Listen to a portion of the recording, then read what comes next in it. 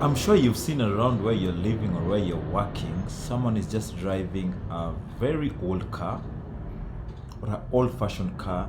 Sometimes you've been looking at some people and you look at them and you wonder, why is this person not like wearing newly acquired designs or fashion?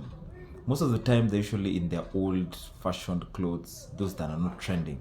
And they're like, for those who are employed mostly, you find yourself that you're looking at someone, your colleague, and it's like they're not earning something. It's every end month and they keep on asking for money. You guys were paid 2 days ago and you hear them asking or talking about, hey, I'm already broke. And then you wonder, where do they really take their money to?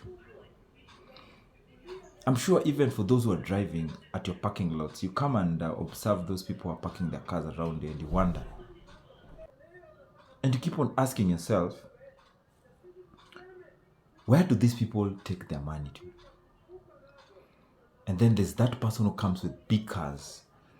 They dress nicely, wearing the best of the latest colognes, driving a very nice car, expensive suits, always ordering to go. I mean by always ordering takeouts. Each and every weekend they're going outing. And you're wondering, where do these people get the money from? Now, stick with me because I want to tell you why appearing to be poor or broke sometimes can really help you a lot. Let's start with that person is called David or Daniel. You'll find that he's got a very, very nice job. He's the manager. He's driving one of the latest cars, the latest number plates, expensive suits, expensive clothing, very nice watch, even his talks. You just listen to what he's saying and you're like, this guy is going places. Little do you know that this person is in debt. Most of the time you'll find that they're living in houses that they're paying all like 60 or 70% of their salary goes to their rent. Because we Africans mostly, we've been put into such a mentality where we have to prove to the outside world that yes, we've made it, that yes, we have this kind of money. A few people will actually resonate with me. Someone once said that they're before life, they're really struggling in life. So once they already acquire this amount of wealth, they start showing it off. Like, what would they hide? But many a times you find yourself with a lot of responsibility. So David O'Daniel is one of the managers in this big multi-billion company. But he's too deep into debt. He's got mortgages to pay. He's got school fees to pay. He's got some debts he's trying to clear off.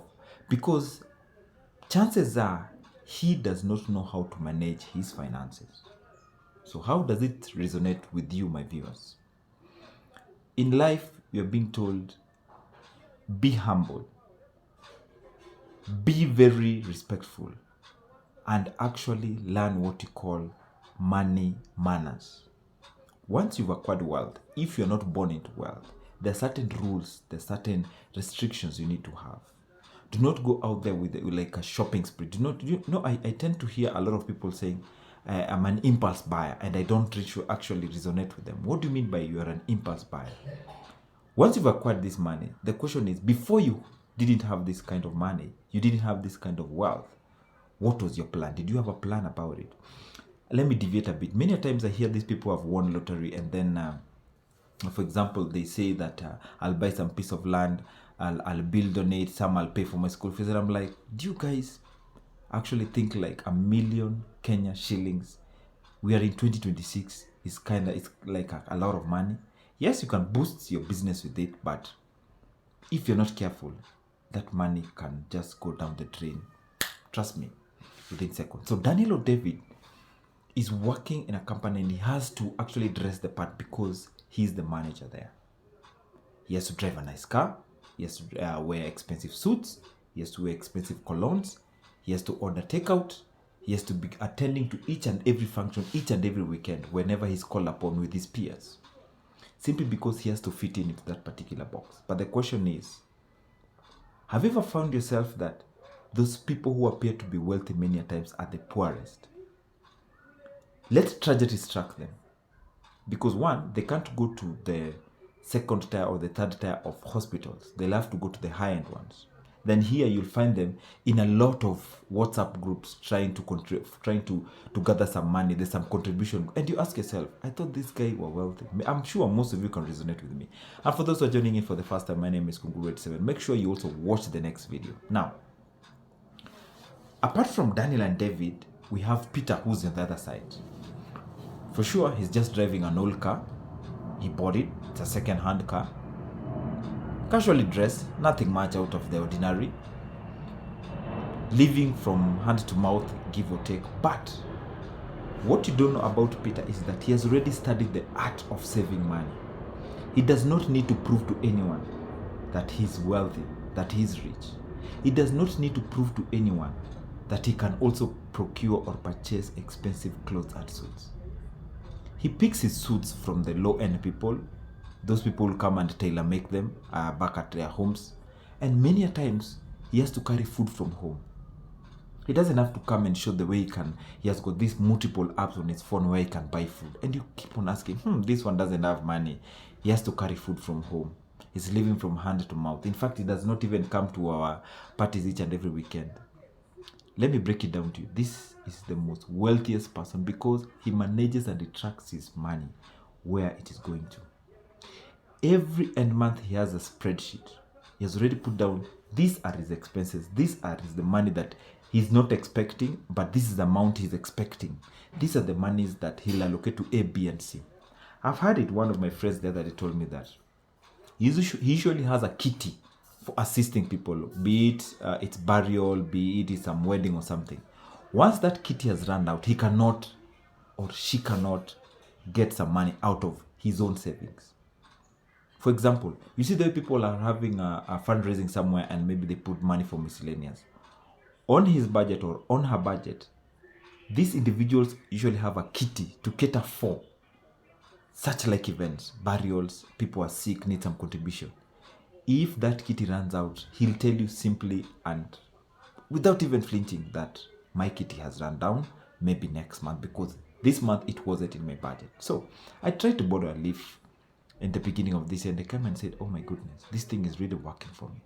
Because you remember, Daniel or David, they're driving big cars. They have to fuel these cars, they have to pay for the insurance, they have to pay for their mortgage. Peter on the other side is paying mortgage maybe beyond the standard, maybe 5,000, 10,000, 50,000. He doesn't have much to show. He doesn't need to prove to anyone. But he's got a kitty, he's got a spreadsheet with him. Yes, I'm sure some of you will argue and say even the rich or even the wealthy have this kind of spreadsheet. But do you know their overheads are way much higher than Peter? If you compare David or Daniel vis-a-vis Peter, their expenses are not the same, but they're working in the same company. Yes, David or Daniel is the manager. Peter is just a normal person, maybe the assistant.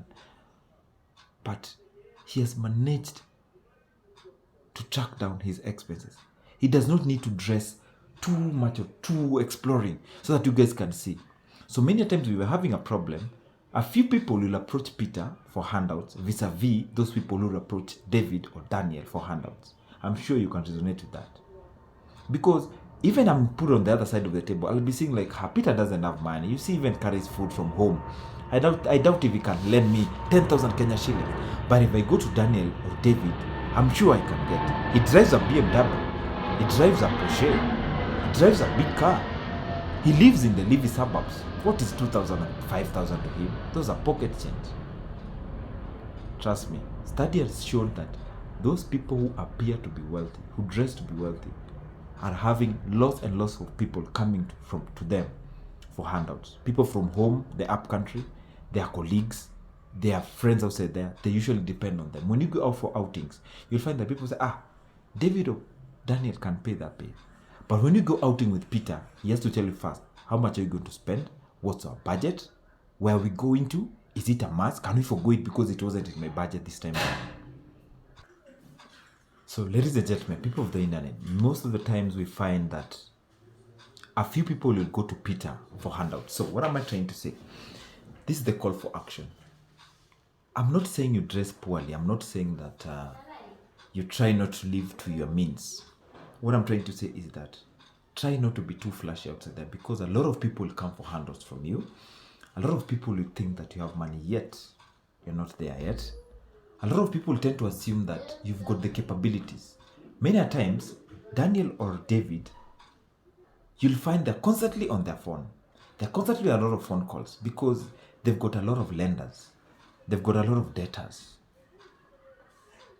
Yes, if you're working and you're wealthy enough, you can manage your finances very well. Your kids can go to the best of the best schools. Have you ever thought of those people who are too wealthy? Or yes, they're not rich, they're wealthy.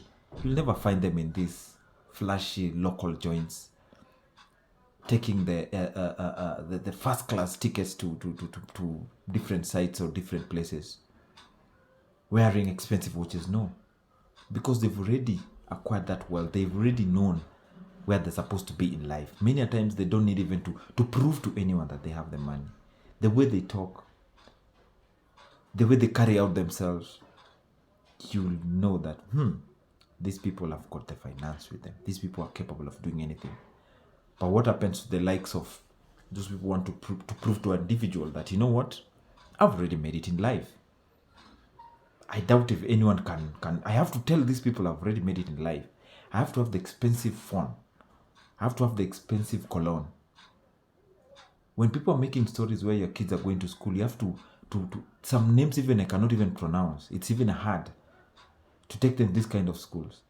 Yet here you're back in balances. You've not even finished your school arrears, simply because you want to prove to the generation outside there.